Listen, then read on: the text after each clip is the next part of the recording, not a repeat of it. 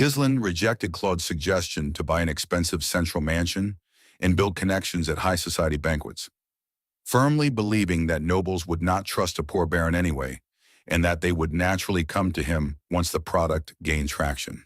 Seeking a budget-friendly base instead, Ghislain dispatched Claude to search for a property, leading them to a gloomy, haunted mansion on the outskirts of the capital. Using shrewd negotiation tactics, Ghislain exploited the broker's desperation over the property's terrible reputation and drove the price down from 1,000 gold all the way to a bargain 200 gold. After moving in and getting startled by a dusty suit of armor they mistook for a monster, the group was forced to clean and repair the mansion themselves because local laborers refused to step foot on the haunted grounds. Once the estate was made livable, Ghislain unveiled his unconventional marketing strategy to a baffled Claude. Rather than gifting the luxury cosmetics directly to skeptical nobles who would just throw them away, he planned to distribute the product to the servants working in noble households. Claude sent the cosmetic samples to the servants of capital nobles alongside a cheap mandragora root for the lords themselves, using the Baron Fenris name to establish credibility. Count Aylesbury dismissed the gift as trash from a rural noble, tossing the cosmetics to his servants, though a few maids began testing the product out of curiosity.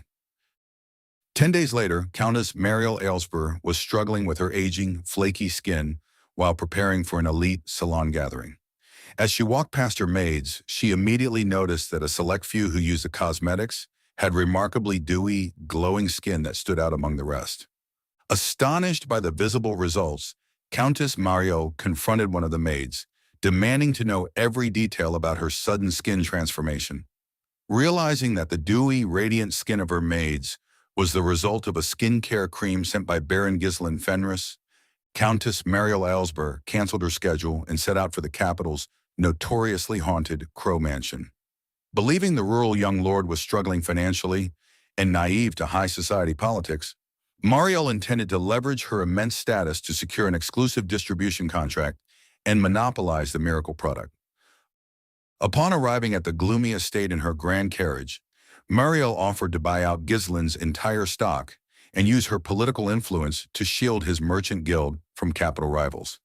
However, Ghislain was fully aware that the influential countess was the ultimate trendsetter needed to make his product a success. When Mariel confidently asked for his terms, Ghislain completely shattered her elegant composure by casually demanding a staggering 100 gold per unit. Countess Mariel Aylesbury gasped at the outrageous cost of the cosmetics. Ghislain stood firm, insisting that true luxury commands a high price, and pointing out that her presence alone proved the product's worth. Seeing that he wouldn't budge on an exclusive distribution contract, Ghislain instead offered her 50 cosmetic units to distribute among her peers, cleverly positioning her as the capital's premier high society trendsetter.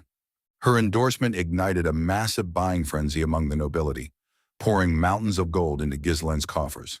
Yet despite Claude's frantic pleas to scale up production, Ghislain waited patiently for his true target.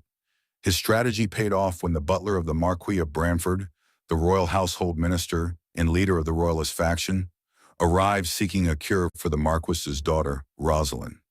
Rosalyn suffered from a mysterious, severe skin condition that left her hidden away in a dark room and threatened her upcoming political marriage. Ghislain provided cosmetic samples while cryptically dropping a hint that he knew how to cure eternal punishment. When the cosmetics improved Rosalyn's overall skin texture, but failed to erase her red blotches, she sank back into despair. Just as Ghislain arrived at the Branford mansion to meet the Marquis in person, Ghislain arrives unannounced at the estate of the Marquis of Branford, the royal household minister and leader of the pro-royalist faction. Despite initial pushback from the guards and the butler regarding proper noble protocol, Ghislain persistently insists that he can cure Lady Rosalyn's severe skin condition. Intrigued by Ghislain's unwavering confidence and the widespread success of his cosmetics, the butler convinces the Marquis to grant the young rural lord a brief audience. During the meeting, the Marquis confronts Ghislain with compiled intelligence reports mocking his erratic reputation and warns him that failing or lying will cost him his head. Unfazed, Ghislain stands his ground, asserting that divine magic has failed Rosalyn and that his unique expertise can succeed where priests have not. Out of respect for Ghislain's honorable father, Count Ferdium, the Marquis initially offers him a chance to walk away unharmed. When Ghislain refuses to back down, the Marquis relents and permits him to attempt the treatment, promising a reward if successful or severe punishment if he fails. Ghislain boldly counters, declaring that instead of a standard reward, he wants the Marquis to grant him one specific request of his choosing. Ghislain shocks everyone present by demanding a personal favor from the Marquis of Branford in exchange for curing Lady Rosalyn. Insulted that a provincial noble would leverage his daughter's illness to strike a deal, the Marquis becomes furious. Unfazed by the hostility, Ghislain holds his ground, prompting the Marquis to raise the stakes. If Ghislain fails to treat Rosalyn within half a month, the Marquis will cut off all financial support to the Ferdium family and execute Ghislain and his entourage. Ghislain calmly accepts the condition, risking his entire family estate on the 15-day wager. Following the confrontation, the Marquis places Ghislain and his companions under house arrest, while his knights completely surround the Crow Mansion in the capital. The total blockade halts all cosmetic sales, throwing high society nobles and Countess Mariel into a panic as they scramble to buy up any remaining stock. Meanwhile, back at the surrounded mansion, Commander Kyor accurately senses that Ghislain allowed himself to be trapped on purpose. Unbothered by the looming execution threat, Kyor and the mercenaries decide to throw a wild, carefree drinking party to pass the time. Ghislain, Belinda, Claude, Ghislain, and Wendy are escorted by the butler to Lady Rosalyn's quarters, heavily guarded by soldiers. As they walk, Belinda and Claude express anxiety over the Marquis' terrifying influence and Ghislain's extreme confidence. Claude tries to gather information on Rosalyn, and the butler praises her as an exceptionally intelligent, gentle, and philanthropic figure who manages estate affairs and sponsors numerous guilds and societies. However, when Belinda asks about her upcoming political marriage to a known wastrel, the butler subtly hints that her long-standing illness has drastically changed her behavior. Upon reaching Rosalyn's dark, locked room, she angrily demands they leave. Ignoring her refusal due to the Marquis' strict orders, the butler unlocks the door and immediately takes cover alongside the servants. Rosalyn violently hurls heavy objects, including candlesticks, porcelain, and books, at Ghislain's group, issuing foul-mouthed threats to tear them apart.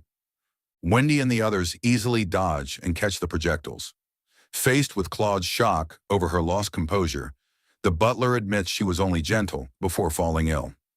Once the barrage stops, the door opens to reveal Rosalyn wearing a mask and gloves, lurking in the shadows and coldly warning them to leave before she kills them.